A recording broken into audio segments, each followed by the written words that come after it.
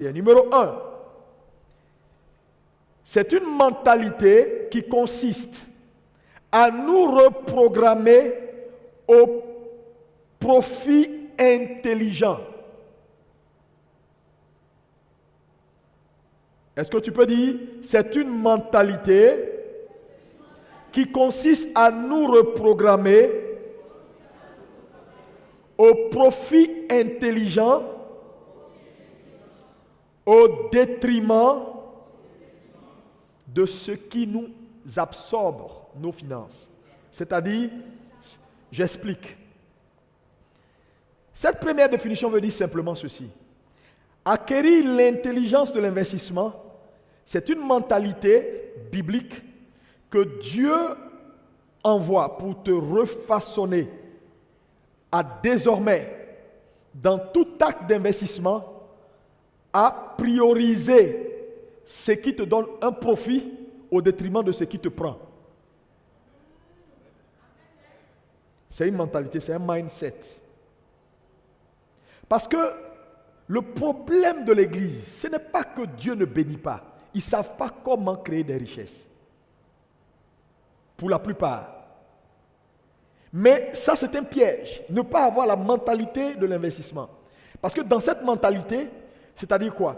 Tout ce que je fais, je dois comprendre que la mentalité de l'investissement ou l'intelligence de l'investissement me façonne à réfléchir gain,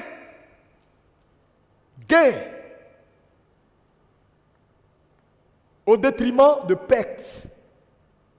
Donc, dans ce que je fais, je vais équilibrer par exemple mes actions de telle sorte que tout ce qui me prend beaucoup d'argent au détriment de ce qui m'apporte, je privilégie ce qui m'apporte. Par exemple, dans nos maisons, on a beaucoup de choses. On a abonnement A, abonnement B, abonnement C, Canal Horizon, StarTime, tant. On a beaucoup de choses, mais en réalité qui ne nous apportent pas grand-chose. Mais qui, dans le mois, nous prennent beaucoup d'argent inutilement. Donc, que faire? L'intelligence dans l'investissement te permet à un moment donné, de recadrer autour de toi et de balancer de telle sorte que ce qui t'apporte soit beaucoup plus que ce qui te prend.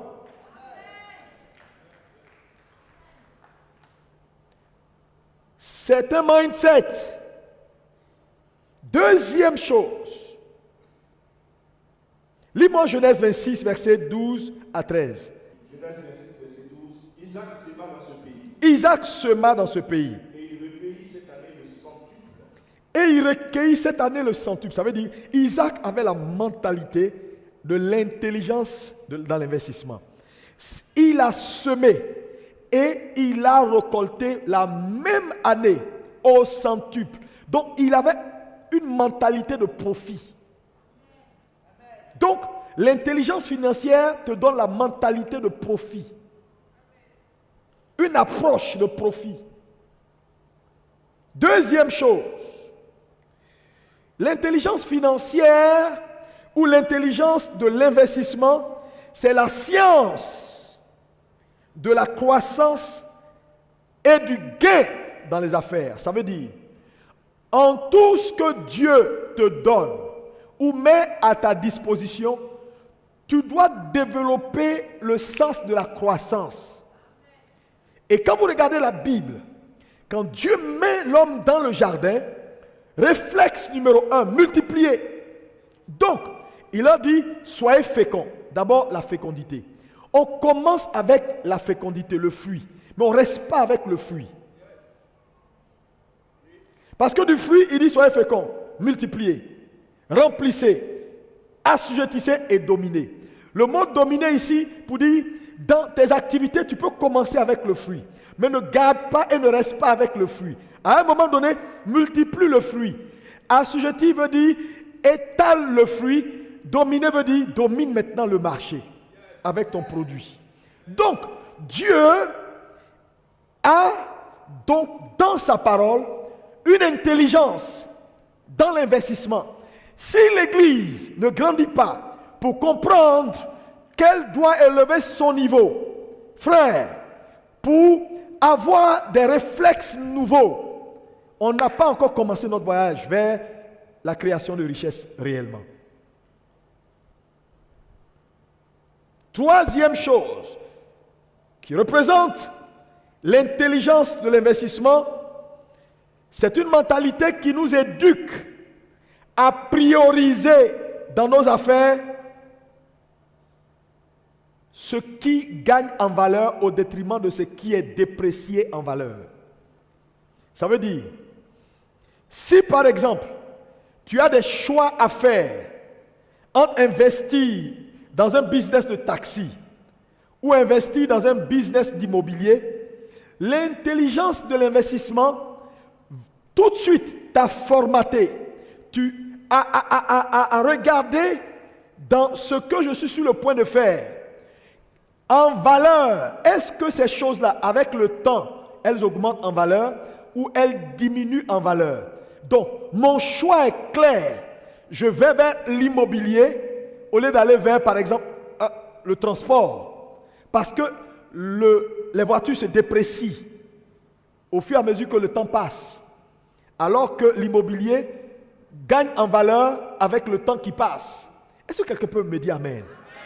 Donc, l'intelligence de l'investissement te donne d'être un homme équilibré pour aller à l'essentiel. Et ça, c'est la volonté de Dieu pour l'Église. Quelqu'un me dit amen bien. Que ton amen soit meilleur que ça. Alléluia. Alléluia.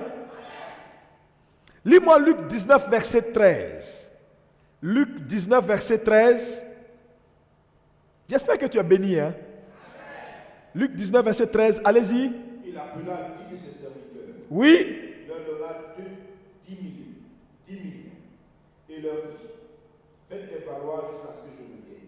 Il leur dit, faites-les valoir. Donc Dieu a l'intelligence de l'investissement.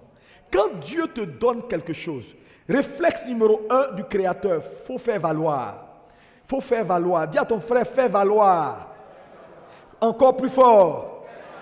C'est pourquoi un homme qui ne comprend pas ce que nous sommes en train de dire ce matin, je dis, mon ami, parle en langue, donne des grosses offrandes, tu ne vas pas prospérer.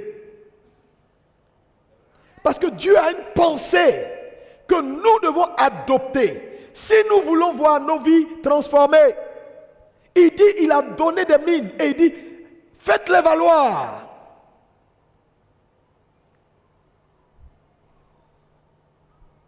Alléluia.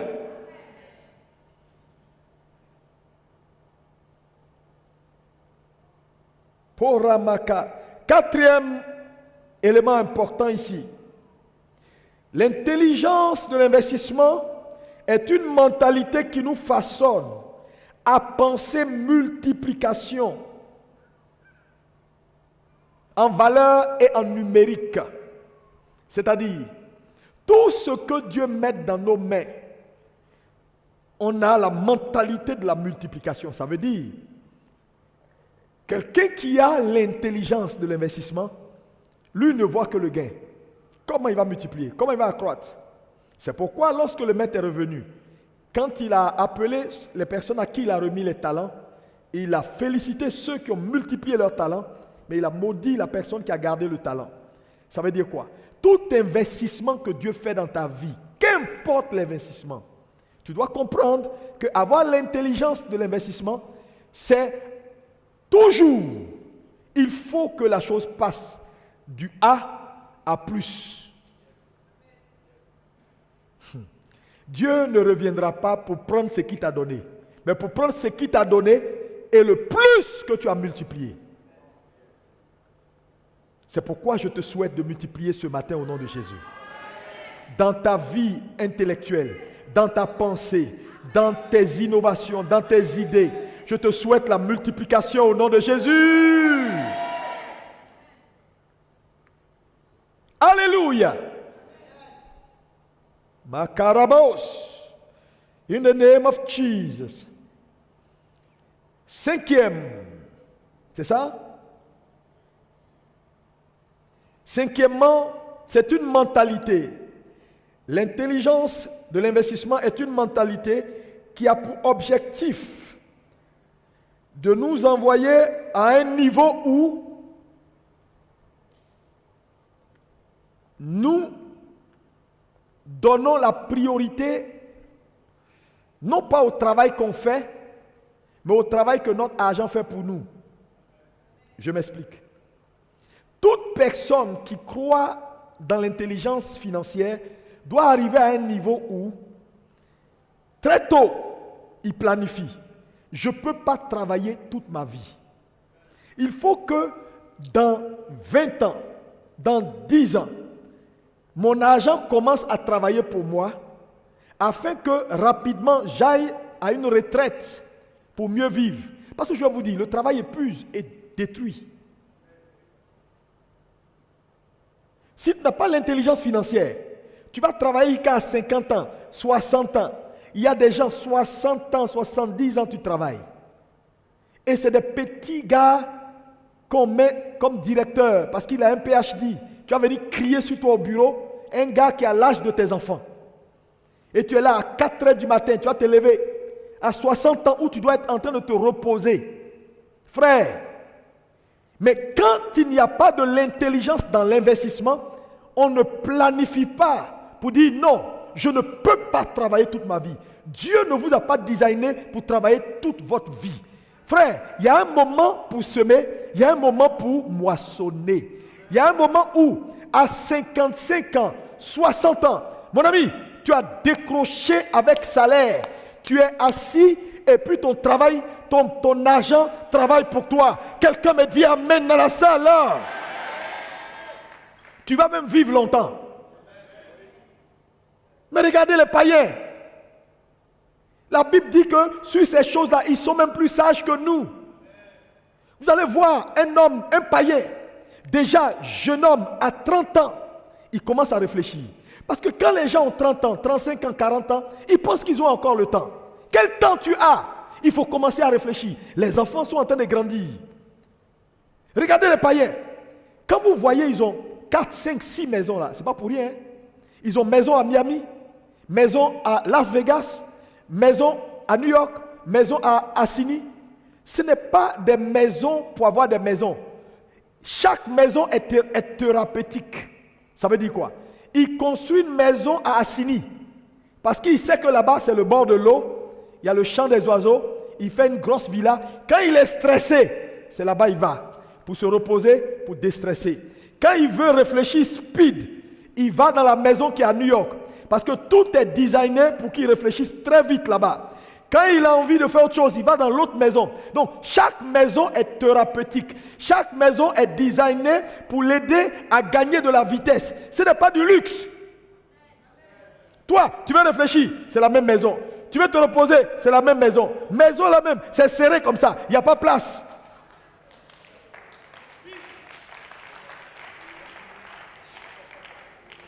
Alléluia. Mais c'est normal que les gars là vivent longtemps. Je vous dis, le stress qui est là, le stress, c'est pas bon. Hein? Quand ils vont se coucher au bord de la mer là-bas, là, ils sont couchés là, ils prennent un peu de thé, leur téléphone, ils jettent ça quelque part, ils sont là avec les enfants, dans la piscine, ici. Frère, c'est thérapeutique. On ne travaille pas toute la vie. Quand il prend son téléphone, c'est pour donner des instructions. On dit non, il y a eu un virement qui est passé hier. Bon, le 3e virement va passer demain. Son agent travaille pour lui. Pendant qu'il dort, il se fait des millions. Pendant qu'il garde sa santé, il se fait des millions. Quand toi, tu es levé à 6 heures et tu es en train de te battre dans les embouteillages pour arriver à 8 heures au bureau, sinon, le pointage, ton patron va crier sur toi, lui, il est en train de ronfler. Il se réveille vers 13 heures, 14 heures. Tu comprends? Maintenant, il passe 2 coups de fil, 3 coups de fil. Vers 17 heures, il est au sport. Toi, ton patron dit, tu restes jusqu'à 22 heures, hein, on n'a pas fini les rapports. Et puis tu es là, le tonton, le vieux est là. Pourquoi? Parce que tu n'as pas compris qu'à un moment donné, Dieu veut que tu aies de l'intelligence dans l'investissement. Alléluia, alléluia. Dis-moi amen. Hein. Oh, quelqu'un me dit un bon amen.